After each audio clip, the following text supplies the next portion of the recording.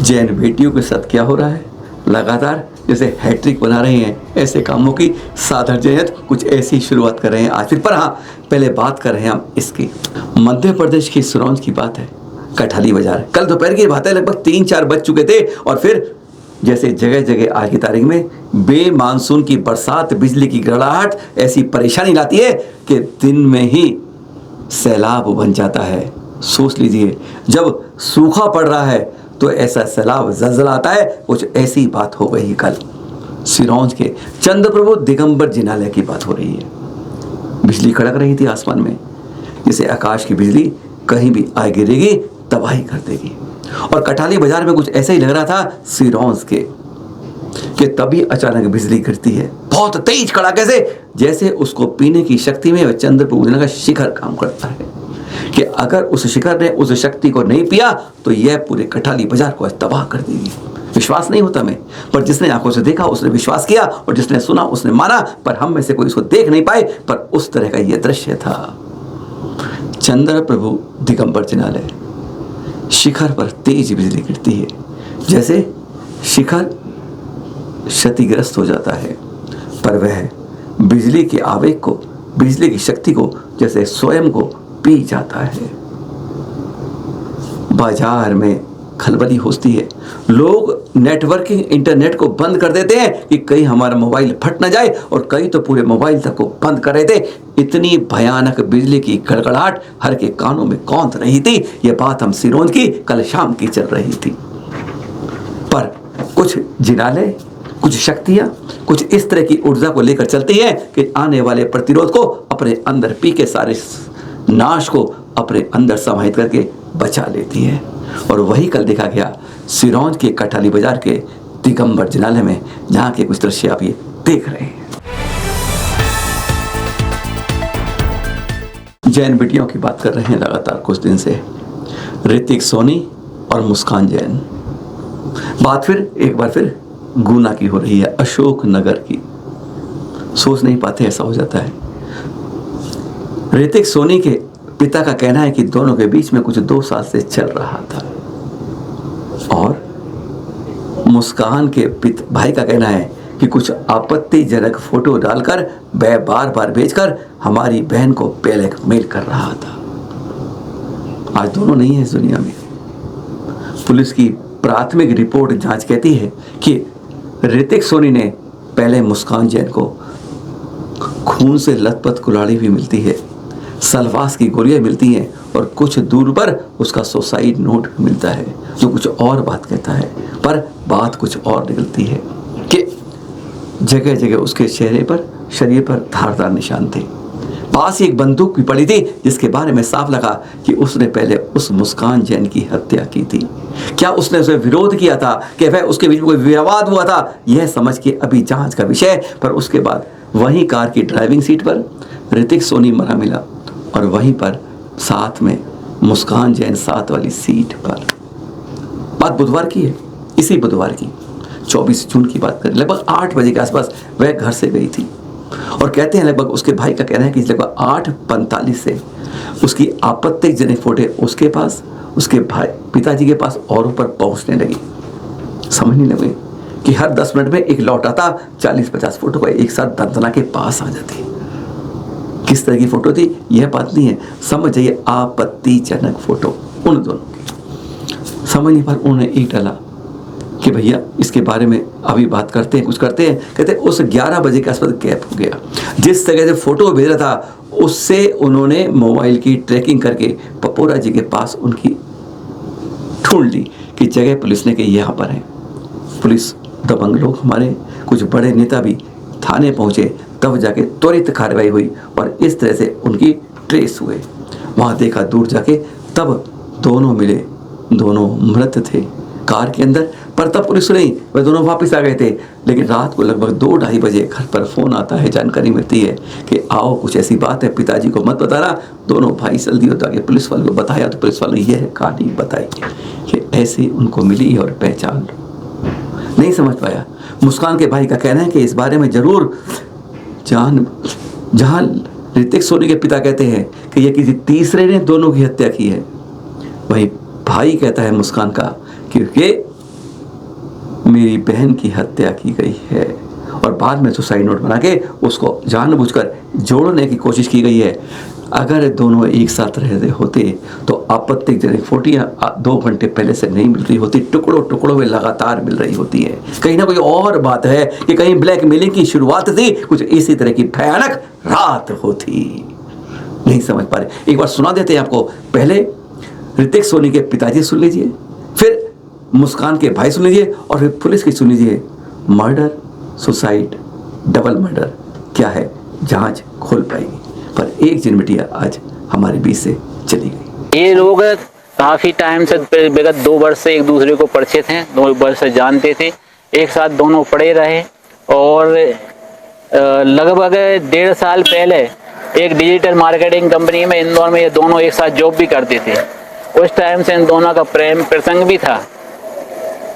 तो अभी भी कभी भी जब मैंने भी इस बच्ची को देखा था और इससे बात की थी तो कभी भी वो इस प्रकार के नहीं थी कि मैं कभी भी किसी प्रकार के गलत कदम उठा सकता हूँ और ना मेरा बेटा किसी प्रकार का गलत कदम उठा सकता है।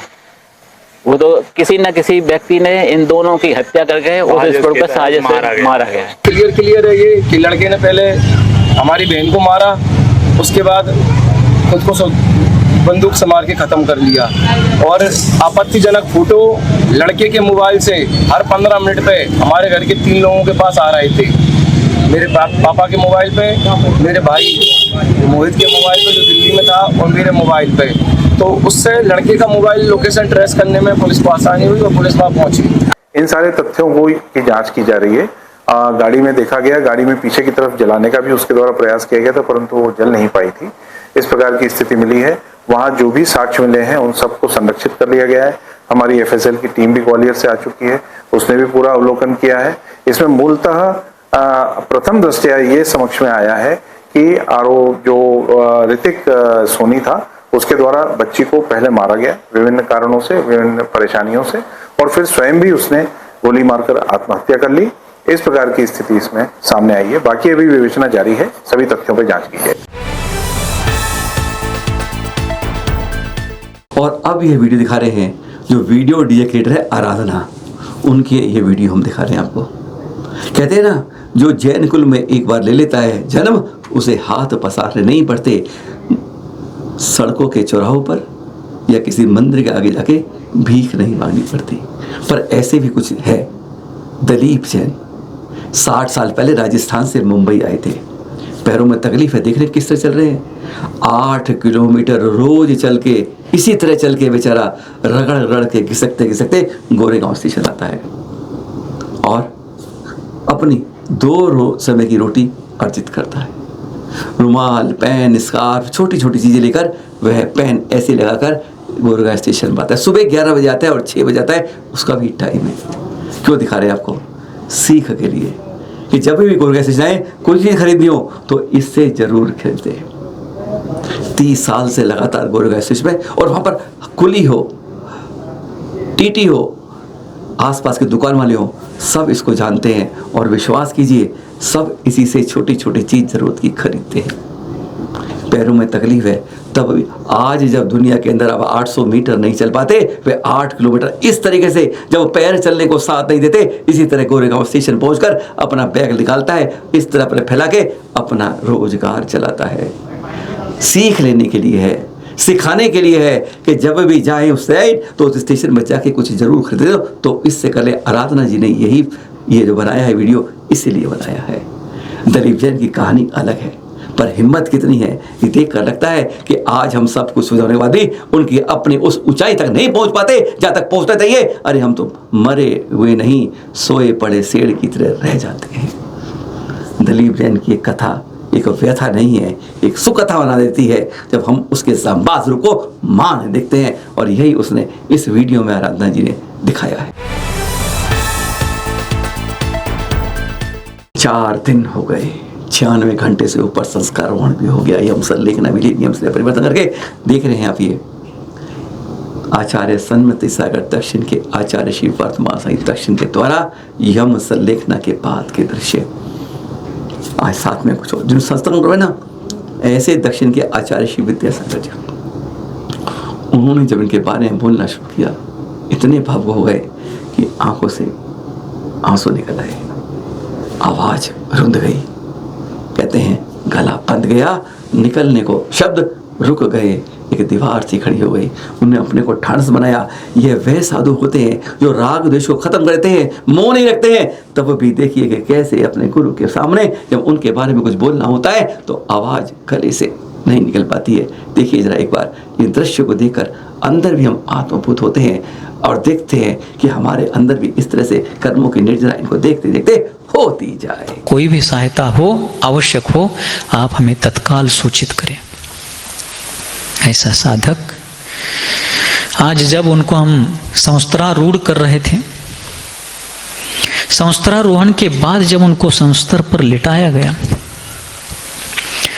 जिस कक्ष में वे महीने, 1.5 महीने, 2 महीने रहे, उस कक्ष से बाहर आते समय मेरे मन में विचार चल रहा था कि अब वे इस कक्ष में फिर कभी नहीं आएंगे।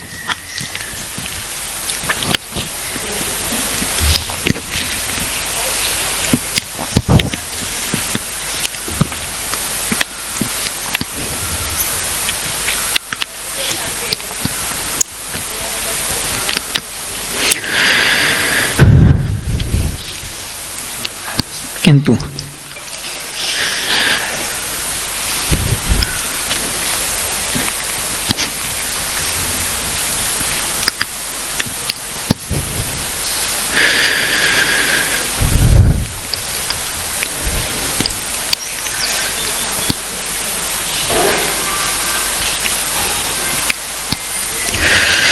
जब हमने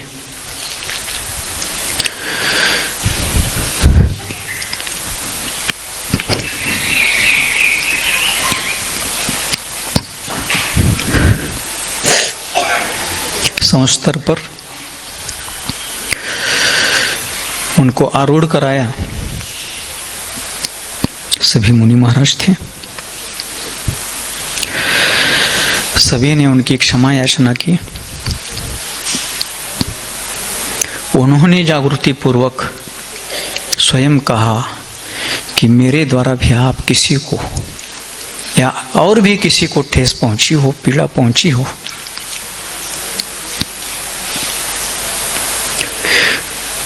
तो मैं सभी की क्षमा मांगता हूँ, सभी मुझे क्षमा करे और मैं भी सबको क्षमा करता हूँ। यहाँ बैठे हुए लोगों ने सुना होगा,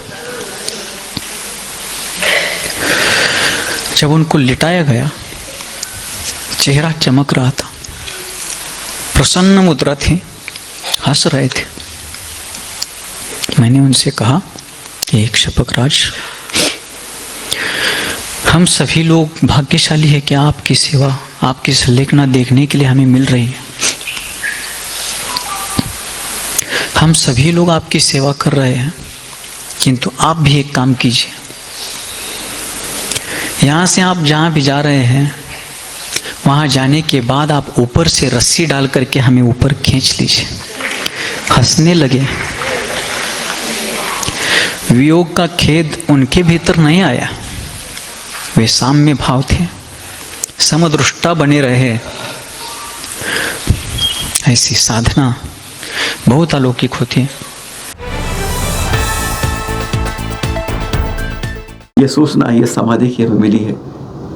कल खतौली में आचार्य श्री भारत भूषण जी, उनके सुशिष्य हैं मुनिषी भव्य भूषण जी की, उनकी कल 9:40 पर शांत स्वभाव से खतौली में वर्णी जी वाले जिनालय के अंदर समाधि हो गई। चैनल मालशी परिवार हार्दिक विनयांजलि अर्पित करता है। 37 वर्षों से आचार्य गुरु और हमारे 76 वर्षीय आचार्य श्री भारतमान सागर जी देख रहे हैं आपको। 57 वर्षों में इस संयम साधना के रास्ते पर चढ़ते हुए, मोक्ष की साधना को करने के लिए आगे बढ़ते हुए संघ के साथ तीसरी बार उन्हें, अभी ये फुलारा के दृश्य दिख रहे हैं 24 जून के, जब उन्हें तीसरी बार 2022, फिर 2025 और अब 2026 में राजस्थान सरकार द्वारा राजकीय सम्मान दिया गया है। वही देख रहे हैं आप, उसी समय के वे दृश्य दिखा रहे हैं। 1 नहीं 2 नहीं 3 बार पिछले 4 साल में यह देख पाए। 22, 25, 26 की बात कर रहे हैं। ऐसा होता है। उदयपुर आदि, सीकर आदि कई जगह जाएंगे, यह उस तरह का राजकीय तिथि का पत्र है जो दिया गया संदेश देखे कि आचार्य श्री वर्धमान सागर जी को राज के अतिथि रूप में उस तरह की उस प्रोटोकॉल में उनको दर्जा देकर कार्रवाई की जाए। यह धीरे धीरे संस्कृत दिख रहे हैं और लगता है एक बार सचमुच गदगद हो जाते हैं। इसके बारे में कोई कमेटी गई थी उनके पास दिगंबर समाज की और निवेदन किया था मुख्यमंत्री से, मोहन यादव जी से इस बारे में, और फिर उसके बाद देख रहे हैं आप उन्होंने तत्काल ये निर्देश जारी किया और 2022-25 2026 फरवरी में फिर ये राजकीय अतिथि सम्मान का यह पत्र दिया गया है। यही है हमारे दिगंबर संतों की पहचान जब होती है, पहचान कराने की भी एक आवश्यकता होती है। आपको भी पहुंचना पड़ता है, तीर्थों की सुरक्षा हो, चल तीर्थों की सुरक्षा के लिए आपको इस पुलिस में जाकर उनके विहार के बारे में जरूर सूचना कीजिए। अब बीकानेर राजस्थान से खुशखबरी की बात चल रहा था ना कि संतों के विहार के लिए, चतुर्मा की स्थापना के लिए हम भूमि आवंटित करेंगे।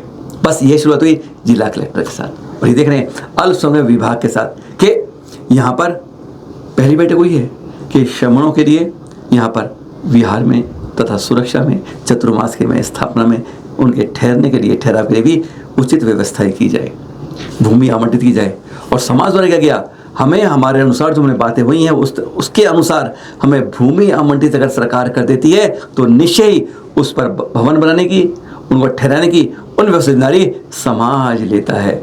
यह चित्र देख रहे हैं आप उस बैठक के कि जब इस बात, क्योंकि यह कार्यवाही बहुत समय से चल रही है लेकिन कहते अंतिम कड़ी तक नहीं पहुंच रही है और इस पहली बैठक से कुछ आशाएं बंधी हैं, किरण जगी है कि हम अपने तीर्थों के, चल तीर्थों के प्रति सजग हैं, उनके विहार के प्रति। और अब चतुर्मास आने वाले हैं और अब जाके जब सरकार चेती है भूमि आवंटित कब होगी, कब उस पर भवन बनेंगे, कब जाके होगा, पर कोई बात नहीं है, देर से चले सही, चले तो सही।